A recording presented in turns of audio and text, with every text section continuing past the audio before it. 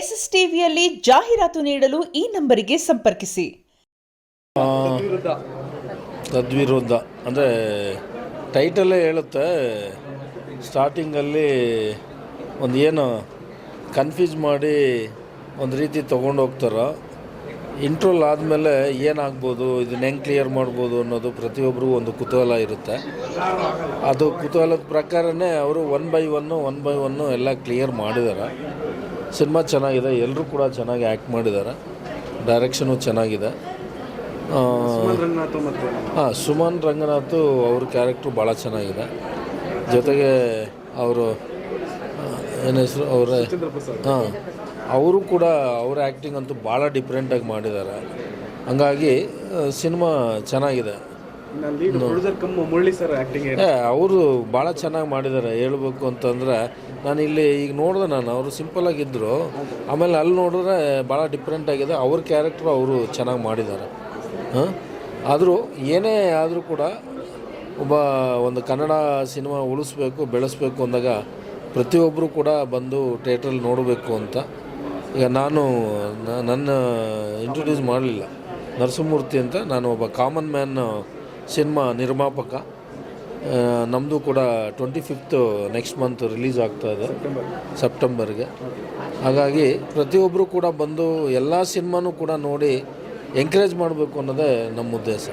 Thank you. Actually cinema ನನಗೆ like last year ನಾನು Blink ನೋಡಿದ್ಮೇಲೆ ಆ ಥರ ಜಾನರಲ್ಲಿ ಈ ಸಿನಿಮಾ ನಾನು ನೋಡ್ತಿರೋ ಸಸ್ಪೆನ್ಸ್ ಆಗಿ ತುಂಬ ಚೆನ್ನಾಗಿದೆ ಸಿನಿಮಾ. ಅಂದರೆ ಲೈಕ್ ಆ ಡೈರೆಕ್ಟ್ರ್ ಹೇಗೆ ಆ ಸ್ಕ್ರೀನ್ ಪ್ಲೇ ಎಲ್ಲ ಬರ್ಕೊಂಡಿದ್ದಾರೆ, ಬಟ್ ಅಮೇಝಿಂಗ್, ತುಂಬ ಚೆನ್ನಾಗಿ. ಈ ಥರ ಸಿನಿಮಾ ಥಿಯೇಟರ್ಗೆ ಬಂದು OTT ಕಾಯ್ದಲ್ಲೇ ಥಿಯೇಟ್ರ್ ಬಂದು ನೋಡಿದ್ರೆ ಇನ್ನೂ ಹೆಚ್ಚು ಫೀಲ್ ಆಗುತ್ತೆ ಅಂತ ನಾನು ಹೇಳ್ತೀನಿ ಆಡಿಯನ್ಸಿಗೆ. ಮಸ್ಟ್ ಆ್ಯಂಡ್ ಶುಡ್ ಯಾವ ಟು ಎಕ್ಸ್ಪೀರಿಯನ್ಸ್ ಇನ್ ಥಿಯೇಟರ್ ಒಂದು ಸಿನಿಮಾ ಇದು. ಮತ್ತು ಮೂವಿಲಿ ಏನಂದರೆ ಪ್ಲಸ್ ಪಾಯಿಂಟ್ ಇನ್ನೂ ಸ್ಕ್ರೀನ್ ಪ್ಲೇ ತುಂಬ ಚೆನ್ನಾಗಿದೆ. ಲೈಕ್ ಸಸ್ಪೆನ್ಸ್ ಫಿಲಮ್ ಆಗಲಿ, ಥ್ರಿಲ್ಲರ್ ಮೂವಿ ಆಗಲಿ, ಜನನ ತುಂಬ ಈ ರೀತಿ ಕೊನೆ ಗಂಟ ಕೂರ್ಸೋದು ತುಂಬ ಚಾಲೆಂಜಿಂಗ್ ಆಗಿದೆ. ಬಟ್ ಈ ಸಿನಿಮಾ ಅದ್ರಲ್ಲಿ ಗೆದ್ದಿದೆ ಅಂತ ಹೇಳ್ತೀನಿ. ಸಿನಿಮಾ ತುಂಬ ಚೆನ್ನಾಗಿದೆ. ದಯವಿಟ್ಟು ಥಿಯೇಟ್ರ್ ಬಂದು ಸಿನಿಮಾನ ನೋಡಿ ಅಂತ ಹೇಳ್ತೀನಿ. Thank you. ವಾವ್, ಇವತ್ತು ನಾನು ತದ್ವಿರುದ್ಧ ಸಿನಿಮಾಗೆ ಬಂದಿದ್ದೀನಿ. Such an amazing film.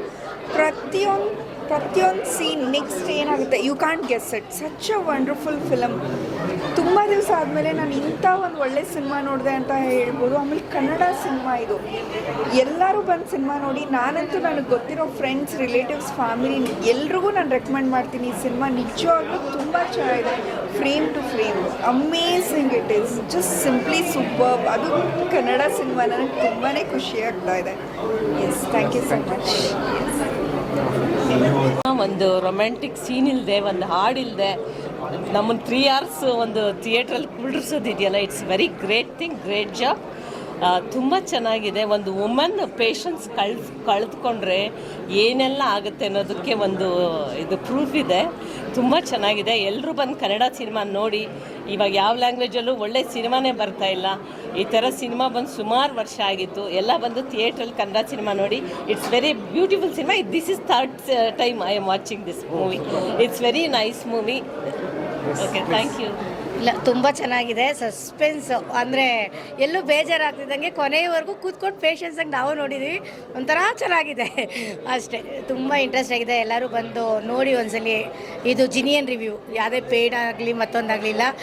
ಕರೆದ್ರು ಬಾ ಒಂಥರ ಚೆನ್ನಾಗಿದೆ ನೋಡೋಣ ಅಂತ. ನನಗೂ ಏನೋ ಕನ್ನಡ ಮೂವೀಸ್ ಆಲ್ಮೋಸ್ಟ್ ನಾವು ಥಿಯೇಟ್ರಲ್ಲೇ ನೋಡ್ತೀವಿ. ಆದರೂ ಒಂಥರ ಸಸ್ಪೆನ್ಸು, ಏನಾಗುತ್ತೆ ಅಂದ್ಕೊಂಡೇ ಬಂದ್ವಿ. ತುಂಬ ಚೆನ್ನಾಗಿದೆ. ಎಲ್ಲರೂ ಒಂದ್ಸಲಿ ನೋಡಿ. ಏನು ಅನ್ಕೊಂಡು ನೋಡ್ತೀವಿ ಸಿನಿಮಾ ಸ್ಟಾರ್ಟಿಂಗಿಂದ ಫಸ್ಟ್ ಹಾಫು ಹಂಗಿರಲ್ಲ ಅಂತ ಸೆಕೆಂಡ್ ಹಾಫು ಹೇಳುತ್ತೆ. ರಂಗೀತ ರಂಗ ಆದಮೇಲೆ ಒಂದು ಒಳ್ಳೆ ವಾಚಬಲ್ ಅದೇ ಥರ ಕಂಟೆಂಟ್ ಅಂತ ಅಂದರೆ ಇದು ತಪ್ಪಾಗಲ್ಲ. ಎಂಟೈರ್ ಸಿನಿಮಾ ಸುಚೀಂದ್ರ ಪ್ರಸಾದ್ ಆಗಿರ್ಬೋದು, ಸುಮನ ರಂಗನಾಥ್ ಮೇಡಮ್ ಆಗಿರ್ಬೋದು, ಅವ್ರಿಗಿಂತ ನೆಕ್ಸ್ಟ್ ಸ್ಟೆಪ್ ತೊಗೊಂಡಿರೋದು ವಿನೋದ್ ರಾಜ್ ಸರು. ಕಂಪ್ಲೀಟ್ ಡೈರೆಕ್ಷನ್ ಸಿನಿಮಾ ಅಂದರೆ ತಪ್ಪಾಗಲ್ಲ. ಡೈರೆಕ್ಷನ್ ಮಾತ್ರ ಅಲ್ಟಿಮೇಟ್. ಒನ್ ಮ್ಯಾನ್ ಆರ್ಮಿ ಥರ ಎವ್ರಿ ಫ್ರೇಮ್ ಕಾಣಿಸ್ತಾ ಇತ್ತು. ಯಾವ ಆ್ಯಂಗಲಿಂದ ನೋಡಿದ್ರೂ ಏನು ಆರ್ಟಿಸ್ಟ್ ಪರ್ಫಾರ್ಮೆನ್ಸ್ ಇರುತ್ತೋ ಅದ್ರ ಮೇಲೆ ಒಂದು ಸ್ಟೆಪ್ಪು ಡೈರೆಕ್ಟ್ರು ಕ್ಯಾಲಿಬರ್ ಕಾಣಿಸ್ತಾ ಇತ್ತು. ತುಂಬ ಚೆನ್ನಾಗಿ ಮಾಡಿದ್ದಾರೆ. ಆಡಿಯನ್ಸ್ ಏನು ಅಂದ್ಕೊಂಡು ನೀವು ಸಿನಿಮಾ ನೋಡ್ತೀರಾ ಅದಕ್ಕೆ 100% ತದ್ವಿರುವಾಗಿರೋಂಥ ಸಿನಿಮಾನೇ ಇದು. ಆ್ಯಂಡ್ ಎಲ್ಲ ಕ್ಯಾರೆಕ್ಟರೈಸೇಷನ್ಸ್ ಆಗಿರ್ಬೋದು, ಆ ಕ್ಯಾರೆಕ್ಟ್ರುಗಳು ಒಳಗಡೆ ತಂದಿರೋ ಕ್ಯಾರೆಕ್ಟರ್ಗಳು ಎಲ್ಲ ಪಾತ್ರಗಳು ತುಂಬ ಚೆನ್ನಾಗಿದೆ. ಆಲ್ ದ ಬೆಸ್ಟ್, ಒಳ್ಳೆಯದಾಗಲಿ. ಓಕೆ, ಏನು ಮಾತನಾಡೋಣ brother? Sir, first of all ನಾನು ಎಲ್ಲರಿಗೂ ಥ್ಯಾಂಕ್ಸ್ ಹೇಳ್ತೀನಿ, ಬಂದು ಇಷ್ಟೊಂದು ಸಪೋರ್ಟ್ ಮಾಡಿ ನಮಗೆಲ್ಲ ಇಷ್ಟೊಂದು ಒಂದು ಅಪ್ರಿಸಿಯೇಷನ್ಸ್ ಕೊಡ್ತಿದ್ದಾರೆ. ಬಟ್ ಈ ಥರ ಮೂವೀಸ್ ಹೋಗಬೇಕು ಚೆನ್ನಾಗಿ ಆ್ಯಕ್ಚುಲಿ. ಸೊ ಅಂತ ನಾವು ಅಂದ್ಕೊಂಡು ತುಂಬ ಪ್ರಯತ್ನ ಮಾಡ್ತಿದ್ದೀವಿ ಥಿಯೇಟ್ರಲ್ಲಿ ನಿಲ್ಸ್ಕೊಳ್ಳೋಕ್ಕೆ ಮೂವಿನ. ನಿಮ್ಗೆ ಗೊತ್ತಿದೆ ಇವತ್ತು ಪರಿಸ್ಥಿತಿ ಹೇಗಿದೆ ಅಂತ. ಬಟ್ ಆದರೂ ಇವತ್ತು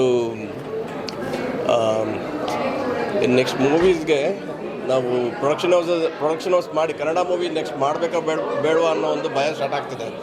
ನಾವು ಈ ಥರ ಒಂದು ಒಳ್ಳೆ ಮೂವಿ ಕೊಟ್ಟಿದ್ರೆ ಜನ ಹೇಳ್ತಿದ್ದಾರೆ, ಆದರೂ ನಮ್ಮ ಕನ್ನಡ ಜನ ಬಂದು ನೋಡಬೇಕು, ಅದು ಆಗ್ತಿಲ್ಲ. ನಾವೆಷ್ಟೇ ಚೆನ್ನಾಗಿ ಪ್ರಯತ್ನ ಮಾಡ್ತೀವಿ. Always we are here to entertain the people. Okay, ನಾವಿರೋದೇ ಜನನ ಅವರಿಗೆ ಒಂದು ಮನೋರಂಜನೆ ಕೊಡೋದಕ್ಕೋಸ್ಕರ. In product is good. Okay, ನಾವು ಎಕ್ಸ್ಪೆಕ್ಟ್ ಮಾಡ್ತೀವಿ ಅದೇ ರೀತಿ ಅಪ್ರಿಸಿಯೇಷನ್ ಮತ್ತು ಬಂದು ಜನ ನೋಡಬೇಕು ಅಂತ.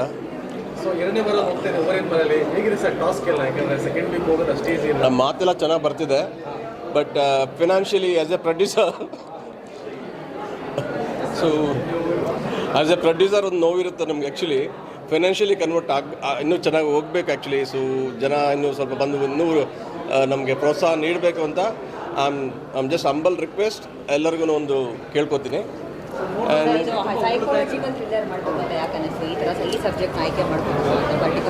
ಸೊ ಇಲ್ಲಿ ನಾವೆಲ್ಲ ತುಂಬ ಸ್ಕ್ರಿಪ್ಟ್ಸ್ನ ಕೇಳ್ತಿದ್ವಿ. ಎಲ್ಲ ನಾರ್ಮಲಾಗಿ ಎಲ್ಲ ಹೇಳ್ತಿದ್ರು. ನಮ್ಮ ಜನಗಳ ಹತ್ರ ನಾವು ಡಿಸ್ಕಸ್ ಮಾಡುವಾಗ, ನೋಡಿ ಮಲಯಾಳಂ ಇಂಡಸ್ಟ್ರಿ ನೋಡಿ ಹೇಗೆ ಬರ್ತಾಯಿದೆ, ನಮ್ಮ ಕನ್ನಡದಲ್ಲಿ ಅದು ಬರ್ತಿಲ್ಲ, ಇದು ಬರ್ತಿಲ್ಲ, ಇದೇ ಥರ ಕೇಳಿ ನಮಗೆ ತುಂಬ ಕನ್ಫ್ಯೂಷನ್. ಕೊನೆಗೆ ನಾವು ಈ ಸ್ಕ್ರಿಪ್ಟ್ನ ನಾವು ಆಯ್ಸ್ಕೊಂಡು ಮಾಡೋದಕ್ಕೆ ಮುಂಚೆ, ಇದಕ್ಕೆ ಮುಂಚೆ ಒಂದು 30 ಸ್ಟೋರೀಸ್ನ ನಾವು ಕೇಳಿ ಇಟ್ಕೊಂಡಿದ್ದು ಮಾಡಬೇಕು ಅಂತ.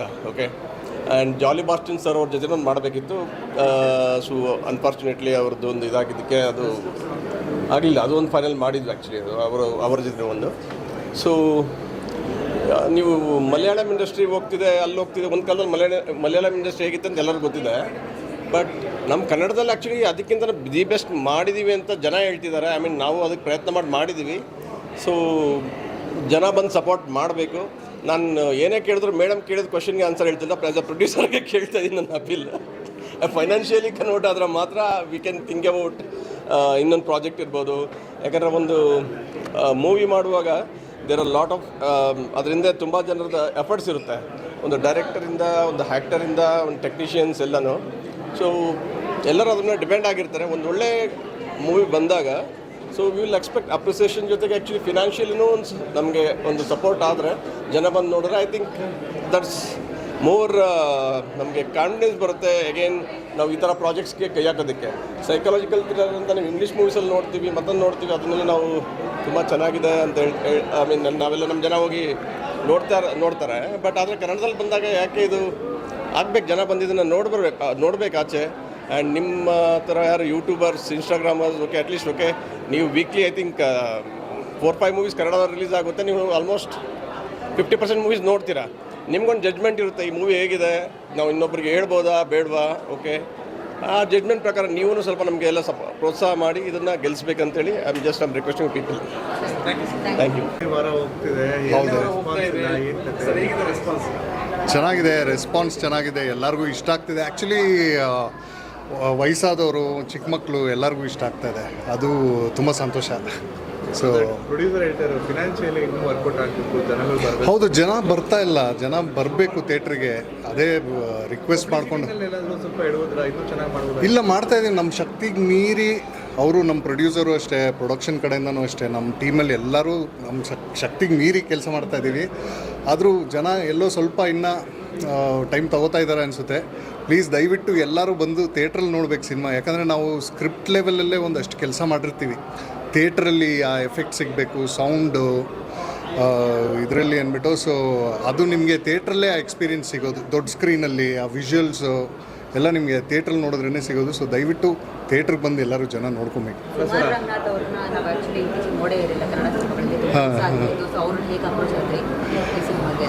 ಇಲ್ಲ ಮ್ಯಾಮ್, ಅವ್ರನ್ನ ಕತೆ ಬರೆದಾಗಲೇ ಆ್ಯಕ್ಚುಲಿ ಸುಮನ್ ಮ್ಯಾಮ್ನ ತಲೆಯಲ್ಲಿ ಇಟ್ಕೊಂಡೇ ಬರೆದಿದ್ದು. ನಾನು ಅದನ್ನು ಅವ್ರಿಗೆ ಕತೆ ಹೇಳುವಾಗ ಅದನ್ನೇ ಹೇಳಿದೆ. ಸೊ ಕತೆ ಹೇಳಿದ ಮೇಲೆ ನಾನು ಒಂದು 15 ಮಿನಿಟ್ಸ್ ಹೇಳಿದೆ ಅಷ್ಟೇ ಫೋನಲ್ಲಿ. ಅವ್ರಿಗೆ ತುಂಬ ಇಷ್ಟ ಆಗೋಯ್ತು ಕತೆ. ತುಂಬ ಅವರು ಕೂಡ ತುಂಬ ರಿಸರ್ಚ್ ಮಾಡಿದ್ರು ಅವ್ರದ್ದು ಕಾಸ್ಟ್ಯೂಮ್ಸ್ ಬಗ್ಗೆ ಆಗಲಿ, ಯಾಕಂದರೆ ಇದು ಸ್ವಲ್ಪ ಪೀರಿಯಡ್ ಫಿಲ್ಮ್, ಒಂದು 35 ಇಯರ್ಸ್ ಮುಂಚೆ ನಡೆಯೋ ಕತೆ. ಸೊ ಹಾಗಾಗಿ ಅವರು ಆ್ಯಕ್ಸಸರೀಸಿಂದ ಹಿಡಿದು ಕಾಸ್ಟ್ಯೂಮ್ಸ್ ಹಿಂಗಿರಬೇಕು, ಆ ಕಾಸ್ಟ್ಯೂಮ್ಗೆ ಈ ಥರ ನಾನು ಸ್ಯಾಂಡಲ್ಸ್ ಹಾಕ್ಕೊಬೇಕು, ಆ ಥರ ಎಲ್ಲ ತುಂಬ ಇನ್ವಾಲ್ವ್ಮೆಂಟಿಂದ ಮಾಡಿದ ಸಿನಿಮಾ ಅದು. ಸೊ ಹಾಗಾಗಿ ತುಂಬ ಕಷ್ಟಪಟ್ಟಿದ್ದಾರೆ ಆ್ಯಕ್ಚುಲಿ. ಇವರು ಸುಚೇಂದ್ರ ಸರು ಅಷ್ಟೇ, ಅವ್ರಿಗೂ ಕತೆ ಹೇಳಿದಾಗ ಸ್ವಲ್ಪ ಚಾಲೆಂಜಿಂಗ್ ಅನ್ನಿಸ್ತು ಸರ್ಗೆ, ಇದು ಏನೋ ಡಿಫ್ರೆಂಟ್ ಆಗಿದೆ ಹೆಂಗಿದು ಅಂತೆಲ್ಲ ಬಂದರು. ಆಮೇಲೆ ನಾವು ಸೆಟ್ಟಲ್ಲಿ ಅದು ನಾವು ಇಂಟ್ರ್ಯಾಕ್ಷನ್ ಮಾಡ್ಕೊಂಡು ನಾವು ತುಂಬ ಎಕ್ಸ್ಪೆರಿಮೆಂಟಲ್ ಆಗಿ ಮಾಡಿದ್ವಿ ಸಿನಿಮಾನ, ಅದು ಈಗ ವರ್ಕ್ ಆಗಿದೆ. So thank you so much. Thank you. SS TV cinema ಜಗತ್ತಿನ ಕ್ಷಣ ಕ್ಷಣದ ಸುದ್ದಿಯೊಂದಿಗೆ.